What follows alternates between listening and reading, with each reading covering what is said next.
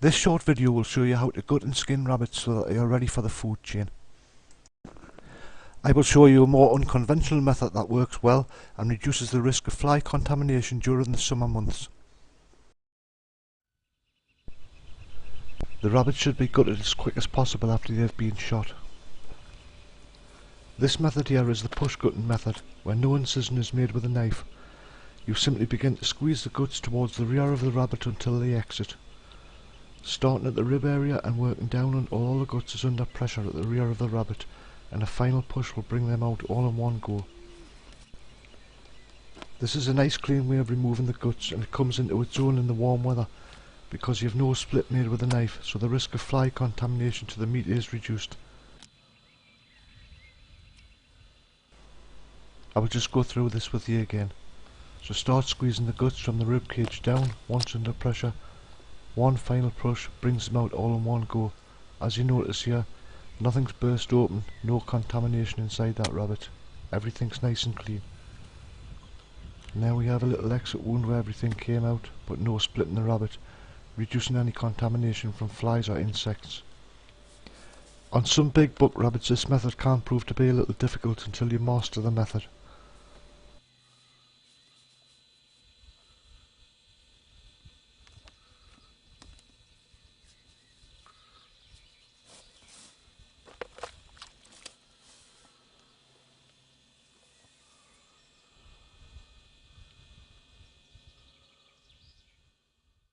Alternatively, you can use the standard way to cut your rabbits, and that's with a knife.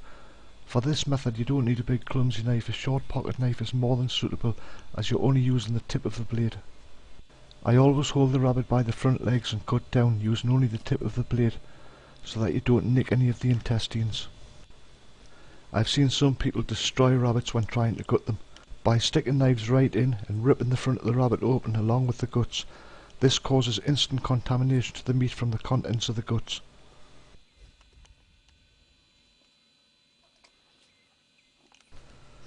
Once all the rabbits have been opened up, I remove the guts along with the liver. Once the guts are out, I suggest that you dig a hole in a sensible place and bury the guts.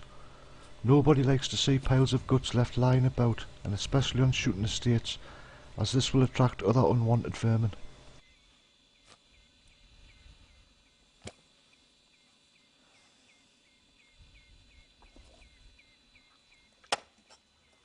People skin rabbits using various methods. Some hang them up to skin them, others skin them on a bench using knives to remove the skin. Some skin them and then start pushing legs through this way and that way before cutting them off. To be honest, most methods people use for skinning are way too slow if you're skinning any big numbers of rabbits. If you're like me, you'll want to do this job effective but as quick as you can, because skinning them is not my most favourite job, but it has to be done.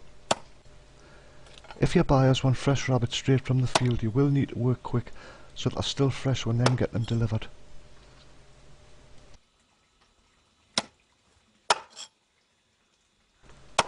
The quickest and easiest way I found to prepare the rabbits is this. First of all, I remove the head and the legs with a meat cleaver.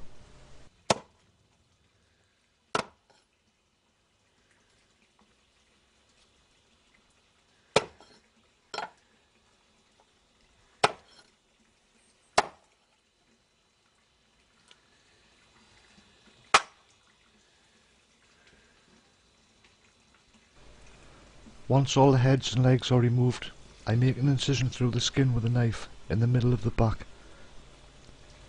This is done to all the rabbits I am working with before I start removing the skins.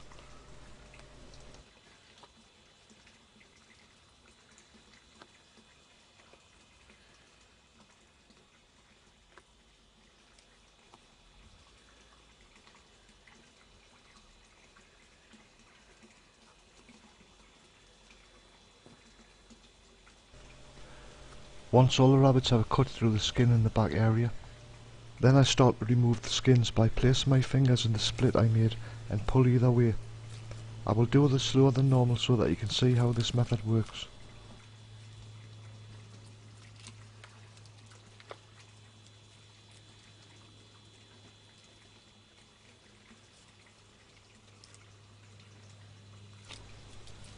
Make sure that after the tail is removed that you ensure that the lower gut containing droppings and the bladder is removed. If you're unsure, simply cut through the membrane between the legs and have a quick check. Although I'm skinning these slower than normal for the benefit of the video, I hope you can see how effective and quick this can be. I will do a few more so you can see how the skinning method works and how easy it is compared to other ways.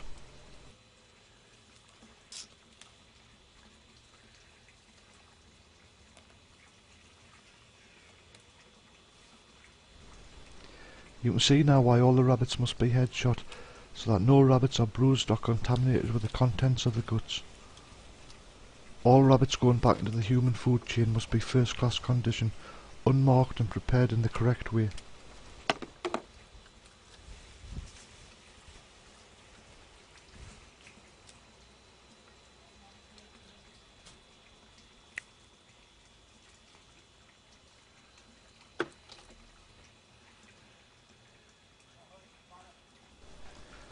To sell rabbits to game dealers and other places like restaurants, you may require a game meat hygiene certificate and have a trained hunter's ID number. Training is given by the National Gamekeepers Organisation. This is done periodically throughout the year at different locations throughout the UK. This means you have been trained in the game meat handling and you can comply with the new meat hygiene rules. The course covers all game birds, all deer, ducks, geese, pigeons, rabbit, hares, squirrel and even rooks. The trained hunter's ID number and carcass label is requested by every restaurant now I go to before they will buy anything from me. These rabbits are now labelled before they go to the game dealers, stating where and when they were shot, notes on the condition of the animal at the time of death, any other reason for concern, and your trained hunter's ID number.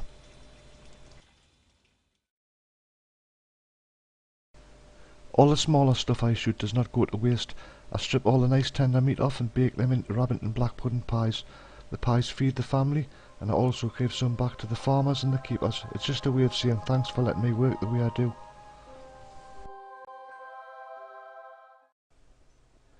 I hope you picked up some tips while watching this. Also see my other YouTube videos for more hunt related material.